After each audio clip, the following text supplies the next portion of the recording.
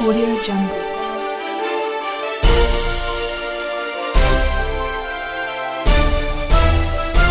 Audio Jungle. नमस्कार दोस्तों, मैं महिपाल सिंह काजला विनय कोचिंग पर्सनल यूट्यूब चैनल पर आपका स्वागत है। तो दोस्तों, अपन बात कर रहे थे पिछले वीडियो में राजस्थान के भौतिक प्रदेशों की।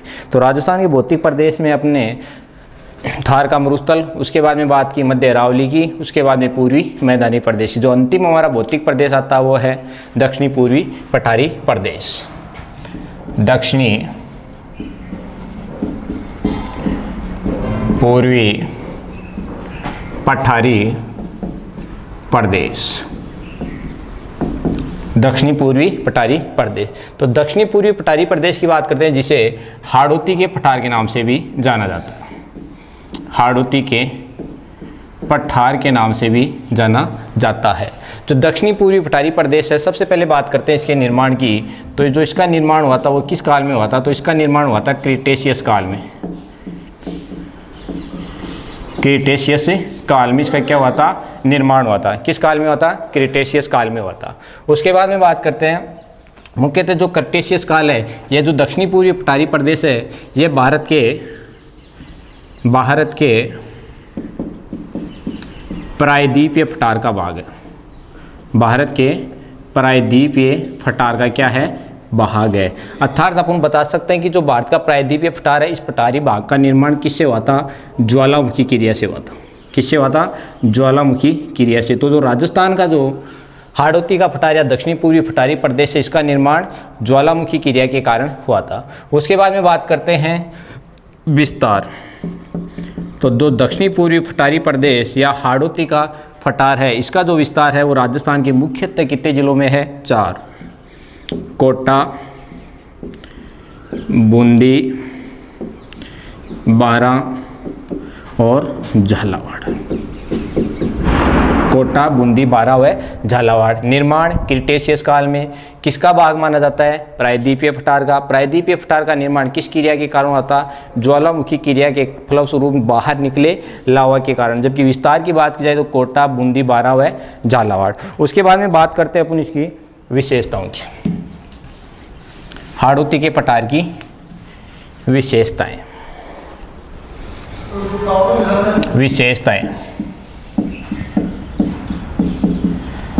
तो विशेषताएं में नंबर 1, इस प्रदेश का क्षेत्रफल। तो इसका क्षेत्रफल है 6.89%। इस प्रदेश की जनसंख्या या इस प्रदेश में कितनी % जनसंख्या राजस्थान की निवास करती है? तो इसमें करती है 11% जनसंख्या निवास करती है। उसके बाद में अगली विशेषता की बात करते हैं। तो इस प्रदेश की जो मिट्टी है या किस प्रकार की मिट्टी पाई जाती है? तो काली, या इसे बोला जाता है रेगोर, या इसे बोलते हैं कपासी, या इसी का वैज्ञानिक विभाजन की बात की जाए तो वर्टिसोल। वर्टिसोल। उसके बाद में वनस्पति। तो इसकी जो मुख्य वनस्पति है वो है कपास, धनिया, सोयाबीन और धान आदि। ये इसकी क्या है? मुख्य वनस्पति है। सॉरी, मुख्य फसलें। उसके बाद में बात करते हैं वनस्पति की। तो जो वनस्पति है वो पाई जाती है शुष्क सागवान प्रकार की। शुष्क सागवान प्रकार की क्या पाई जाती है इसमें? वनस्पति। जबकि जो फसलें हैं वो हैं कपास, धनिया, सोयाबीन, धान आदि। उसके बाद में औसत वर्षा। इस प्रदेश की औसत वर्षा, तो औसत वर्षा है 80 से 100 सेंटीमीटर। 80 से 100 सेंटीमीटर। उसके बाद में बात करते हैं जलवायु की।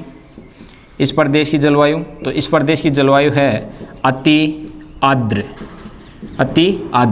उसके बाद में बात करते हैं सिंचाई के साधन। तो सिंचाई के साधन की बात की जाए तो मुख्य रूप से नहरें व तालाब। नहरें व तालाबों के द्वारा क्या होती है, सिंचाई होती है। एक बार वापस सुनिए, विशेषताओं की बात करते हैं तो क्षेत्रफल कितना है 6.89%, जनसंख्या 11%, मिट्टी की बात की जाए तो काली, रेगूर, कपास या वट्टी सोल मिट्टी, फसलें कपास, धनिया, सोयाबीन, धान आदि, वनस्पति शुष्क सागवान, औसत वर्षा 80 से 100 सेंटीमीटर, जलवायु अति आर्द्र और सिंचाई के साधन नहरें व तालाब। उसके बाद में बात करते हैं इसके वर्गीकरण की। वर्गीकरण तो देखो, जो दक्षिणी पूर्वी पठारी क्षेत्र है या प्रदेश है, इसको दो भागों में विभाजित किया गया। दो भागों में इसे क्या किया गया है, विभाजित किया गया। वर्गीकरण, तो वर्गीकरण इसे कितने भागों में डिवाइड किया गया है, दो भागों में। विंध्य कगार भूमि, विंध्य कगार भूमि, और नंबर 2 दक्कन का पठार, दक्कन का पठार। दक्षिणी पूर्वी पठारी प्रदेश को कितने भागों में, दो भागों में, विंध्य कगार भूमि और दक्कन का पठार। अब विंध्य कगार भूमि की सबसे पहले बात करते हैं इसकी विशेषताएं। तो इसकी विशेषताओं की बात की जाए तो सबसे पहली जो इसकी विशेषता आती है वो है अर्धचंद्राकार पहाड़ी, अर्धचंद्राकार पहाड़ी, अर्धचंद्राकार पहाड़ी। उसके बाद में बात करते हैं नंबर 2, तो नदी निर्मित प्रदेश। उसके बाद में शाहबाज उच्च भूमि, और number 4 GBF, GBF great boundary fault.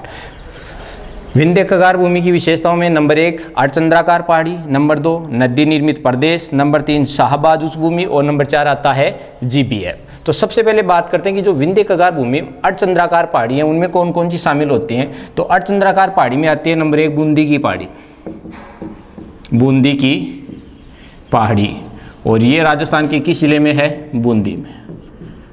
इनकी जो सबसे ऊंची चोटी है उसका नाम है सतूर।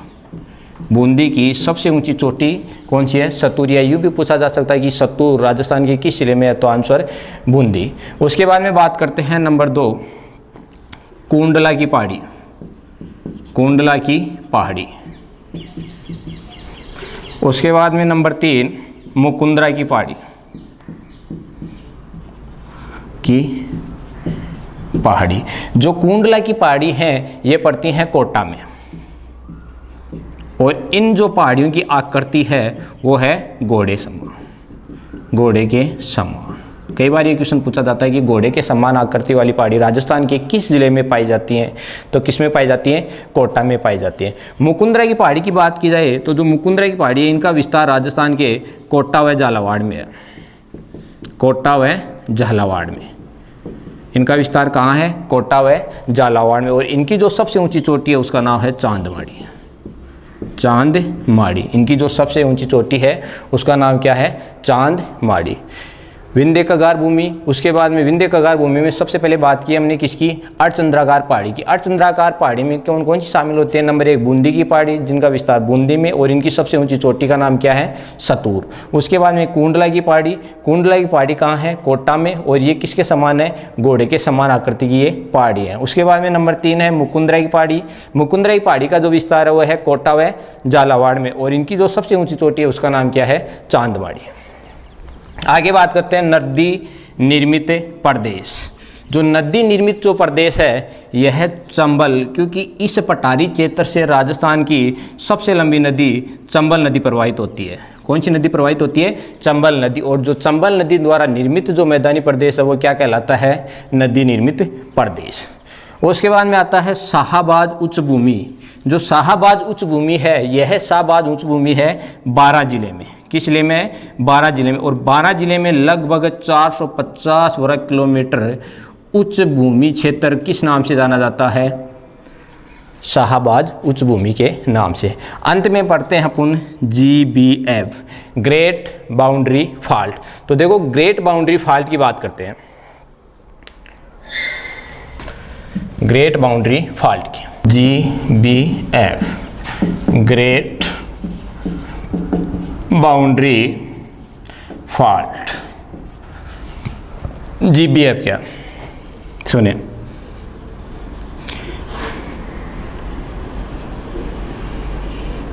ये अपना राजस्थान,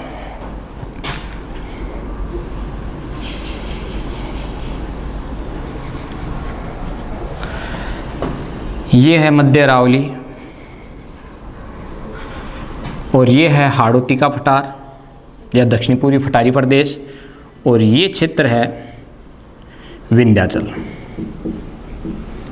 विंध्याचल, अरावली, और ये हाड़ौती प्रदेश। अरावली, विंध्याचल व हाड़ौती प्रदेश। जो GBF है वो अरावली व विंध्याचल के मध्य, अर्थात अपन यूँ बता सकते हैं कि अरावली को विंध्याचल पर्वतमाला से अलग करने वाली जो भ्रंश घाटी है वो ही किस नाम से जानी जाती है, GBF। अरावली विंध्याचल के मध्य जो भ्रंश घाटी है, भ्रंश घाटी है, वो किस नाम से जानी जाती है, GBF के नाम से जानी जाती है। अर्थात यहाँ से यूँ भी क्वेश्चन बन सकता है कि राजस्थान में कि अरावली पर्वतमाला को, अरावली पर्वतमाला को विंध्याचल पर्वत से अलग करने वाली रेखा कौन सी है, तो कौन सी है भाई, वो GBF है, जो अरावली को किससे अलग करती है, विंध्याचल पर्वतमाला से करती है। इसका जो मुख्य विस्तार है GBF का जो मुख्य विस्तार है वो माना जाता है सवाई माधोपुर, बूंदी, करौली और धौलपुर। इसका जो मुख्य विस्तार है वो है सवाई माधोपुर, बूंदी, करौली व धौलपुर। जबकि इनमें मुख्य विस्तार पूछा जाए इसका तो उसमें आंसर देना आपको सवाई माधोपुर व बूंदी। GBF का जो मुख्य विस्तार है वो है सवाई माधोपुर व बूंदी, हालांकि आंशिक रूप से करौली व धौलपुर में भी फैला हुआ है। उसके बाद में यहाँ से एक क्वेश्चन और बनता है कि इस क्षेत्र में अरावली, कई बार ये क्वेश्चन पूछा जाता है कि अरावली व विंध्याचल एक दूसरे को समकोण पर कहाँ काटती हैं। अरावली व विंध्याचल पर्वतमाला एक दूसरे को समकोण पर कहाँ काटती हैं, तो ये काटती हैं रणथंभौर, और रणथंभौर बोले तो सवाई माधोपुर। एक दूसरे को कहाँ काटते हैं समकोण पर, सवाई माधोपुर। अतः एक दूसरे को काटने पर यहाँ पर क्या होती हैं, रंग बिरंगी पहाड़ियाँ होती हैं। क्या होती हैं, रंग बिरंगी पहाड़ियाँ। अतः यह जो क्षेत्र है रणथंभौर वाला, वह है राजस्थान का रंगीन युक्त पहाड़ी क्षेत्र कहलाता है। तो राजस्थान का वह क्षेत्र है जिसमें रंगीन पहाड़ियाँ पाई जाती हैं, तो वो भी कौन सा है, रणथंभौर। जिला पूछा जाए तो सवाई माधोपुर। उसके बाद में यहाँ से एक क्वेश्चन और बनता है सहक्रांति क्षेत्र। तो सहक्रांति क्षेत्र की बात की जाए तो देखो इधर ये कौन सा है, हाड़ौती का पठार, ये क्या है, विंध्याचल, और ये क्या है, अरावली। इन तीनों का जो मिलन क्षेत्र है, इन तीनों का जो मिलन क्षेत्र है वो ही किस नाम से जाना जाता है, सहक्रांति के नाम से जाना जाता है। और इस सहक्रांति का विस्तार पूछा जाए तो सवाई माधोपुर, कहाँ है इसका, सवाई माधोपुर में और बूंदी में। सवाई माधोपुर व बूंदी में इसका क्या है, विस्तार है। तो ये क्या थी आपकी GBF, एक बार वापस सुने, GBF great boundary fault.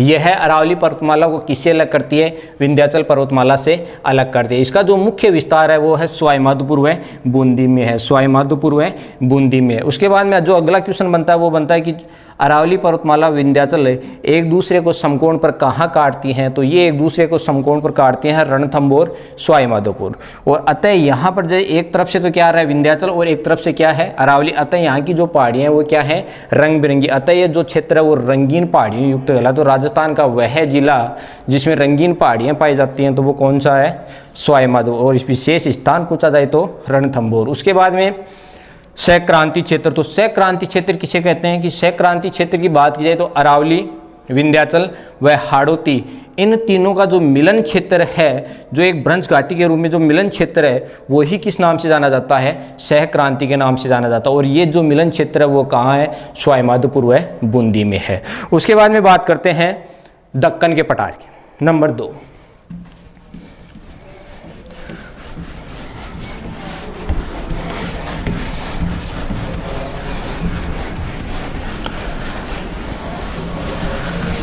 Deccan के पठार की।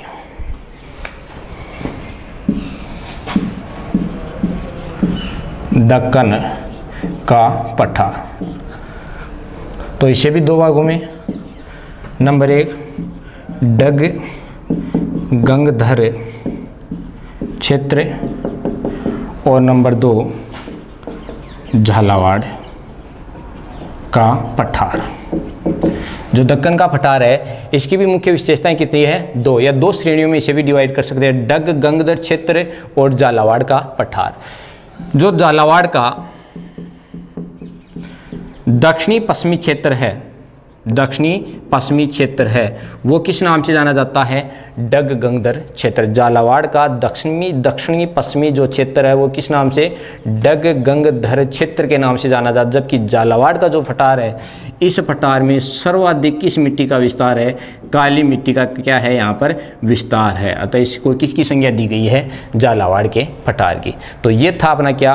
पूर्वी मैदानी प्रदेश। अब बात करते हैं तुलनात्मक अध्ययन। चारों भौतिक प्रदेश पढ़ लिया आपने, मरुस्थल, उसके बाद में बात की है अरावली की, उसके बाद में बात की है पूर्वी मैदानी की और अंत में बात की है किसकी? दक्षिणी पूर्वी पठारी प्रदेश की। तो अब बात करते हैं इनका तुलनात्मक अध्ययन। तुलनात्मक अध्ययन राजस्थान के भौतिक प्रदेशों का, राजस्थान के भौतिक प्रदेशों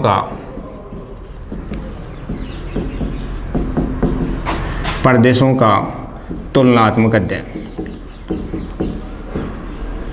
तुलनात्मक अध्ययन।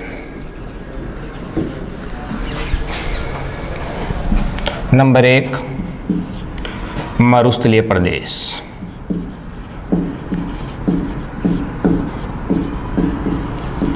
उसके बाद में बात की अरावली की, उसके बाद में बात की पूर्वी मैदानी प्रदेश की और अंत में बात की पठारी क्षेत्र या हाड़ौती, हाड़ौती का पठार, हाड़ौती का पठार, हाड़ौती का पठार। तो इनके तुलनात्मक अध्ययन की बात करते हैं। तो सबसे पहले बात करते हैं प्राचीन भू आकृतियों से संबंध। प्राचीन भू आकृतियों से संबंध कि कौन सा, किस आकृति का या किस प्राचीन भू आकृति से क्या है संबंध है या अवशेष है। तो सबसे पहले पश्चिमी जो मरुस्थलीय है या थार का जो मरुस्थलीय प्रदेश है, इसका निर्माण किससे हुआ था? 33 सागर से। किससे हुआ था? 33 सागर से। तो जो प्राचीन मरुस्थलीय भौतिक प्रदेश है वह राजस्थान का किस प्राचीन भौतिक, राजस्थान का मरुस्थलीय प्रदेश किस प्राचीन भू आकृति से अवशेष संबंधित है? तो 33 सागर से।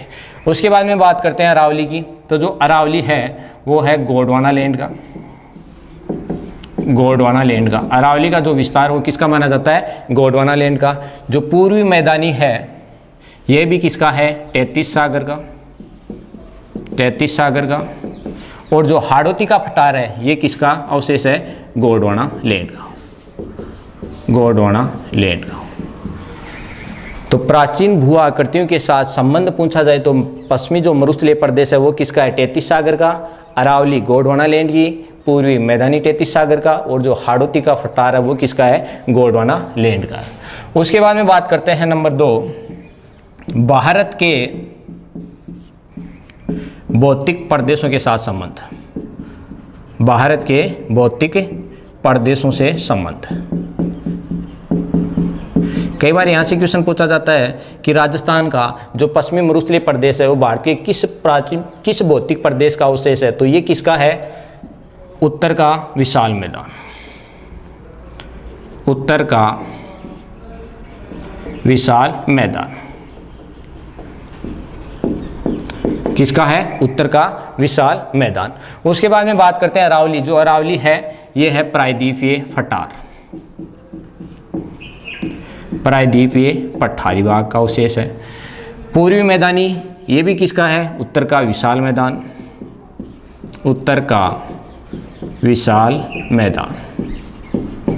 और अंतिम जो हाड़ौती है ये भी किसका है? प्रायद्वीपीय पठार का,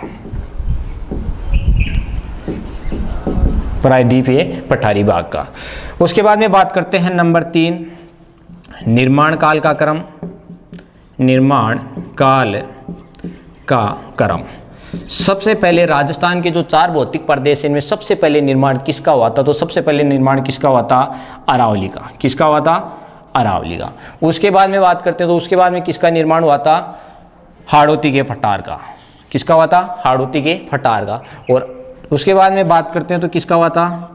पूर्वी मैदानी प्रदेश का। और सबसे अंत में किसका हुआ था? तो वो कौन सा है? पश्चिमी मरुस्थलीय प्रदेश। तो सबसे प्राचीनतम राजस्थान का भौतिक प्रदेश पूछा जाए तो कौन सा है? अरावली।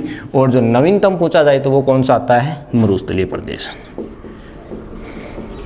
ठीक है दोस्तों। उसके बाद में बात करते हैं जनसंख्या, या पहले क्षेत्रफल ले लेते हैं। क्षेत्रफल, क्षेत्रफल की बात की जाए तो मरुस्थलीय प्रदेश का जो क्षेत्रफल था वो कितना था? 61.11% था। अरावली का जो क्षेत्रफल था वो कितना था? 9% था। पूर्वी मैदानी का जो क्षेत्रफल था वो कितना था? 23% था। और जो हाड़ौती का पठार है इसका क्षेत्रफल कितना था? 6.89% था। तो सर्वाधिक तो किसका हो गया? मरुस्थल का सर्वाधिक। और न्यूनतम पूछा जाए तो न्यूनतम हाड़ौती के पठार का। उसके बाद में बात करते हैं जनसंख्या की। जनसंख्या, जनसंख्या की बात की जाए तो मरुस्थलीय प्रदेश में जनसंख्या राजस्थान की लगभग कितनी % निवास करती है? 40% जनसंख्या निवास करती है। अरावली की बात की जाए तो अरावली में 10% जनसंख्या निवास करती है। पूर्वी मैदानी की बात की जाए तो 39% जनसंख्या निवास करती है। और हाड़ौती के पठार की बात की जाए तो कितनी % जनसंख्या निवास करती है? 11% जनसंख्या। तो सर्वाधिक जनसंख्या मरुस्थल में, जबकि न्यूनतम पूछा जाए तो अरावली। ठीक है। उसके बाद में अगला क्वेश्चन बनता है जनघनत्व का। जनघनत्व का कि राजस्थान के किस भौतिक प्रदेश में सर्वाधिक जनघनत्व है? तो सर्वाधिक जनघनत्व किसका है? पूर्वी मैदानी प्रदेश का। उसके बाद में किसका है? हाड़ौती के पठार का। उसके बाद में किसका है? अरावली का। और जो न्यूनतम जनघनत्व वो किसका है? मरुस्थलीय प्रदेश का। सर्वाधिक किसका है? पूर्वी मैदानी जनघनत्व। उसके बाद में हाड़ौती के पठार। उसके बाद में अरावली। और सबसे जो कम है वो किसका है? मरुस्थलीय प्रदेश का।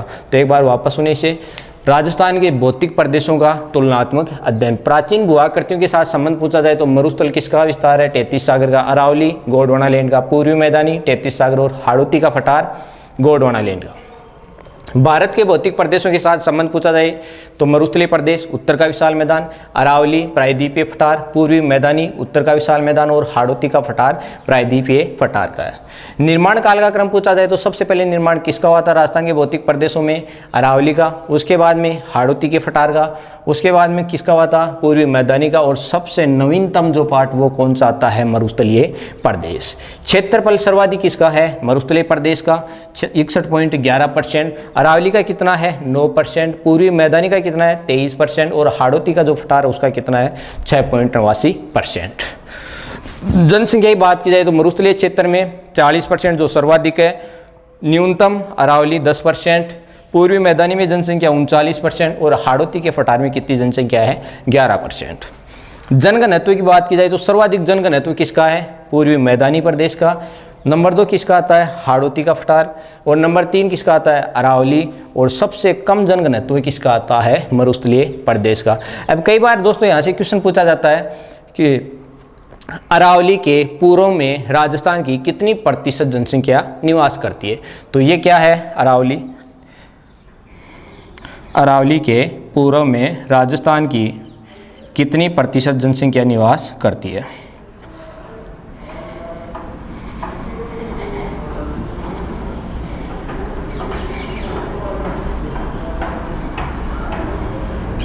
देखो ये क्या अपनी अरावली है। ये उत्तर, ये दक्षिण, ये पूर्व और ये पश्चिम। अब ये क्वेश्चन आता है कि अरावली के पूर्व में या अरावली सहित या अरावली के पश्चिम में कितना क्षेत्रफल है या कितनी जनसंख्या है या कितना जनघनत्व है। तो देखो ये अरावली है, अरावली के पूर्व में राजस्थान के कितने भौतिक प्रदेश आ रहे हैं, 2 आ रहे हैं। एक तो कौन सा आ रहा है, पूर्वी मैदानी प्रदेश आ रहा है, और एक कौन सा आ रहा है, हाड़ौती का पठार आ रहा है। तो अरावली के यदि पूछा जाए आपसे कि अरावली के पूर्व में कितनी प्रतिशत जनसंख्या निवास करती है, तो ये देखो जनसंख्या 40% तो कहाँ करती है, पश्चिमी मरुस्थल में। 10% जनसंख्या निवास कहाँ करती है, अरावली में। जबकि अरावली के पूर्व में कितनी है, 50%। कितनी है, 50%। जबकि अरावली सहित पूछा जाए तो अरावली की में कितनी है, 10%। ठीक है, इस तरह से कई क्वेश्चन बन सकते हैं। तो इनका कई बार आरोही व अवरोही क्रम भी पूछा जाता है, क्षेत्रफल, जनसंख्या व जनगणना। तो दोस्तों ये थे हमारे क्या भौतिक प्रदेश थे, जो चारों भौतिक प्रदेश थे वो चारों बता दिए हैं। अगर आपको वीडियो अच्छा लगे तो वीडियो को शेयर करें, लाइक करें और सब्सक्राइब करें।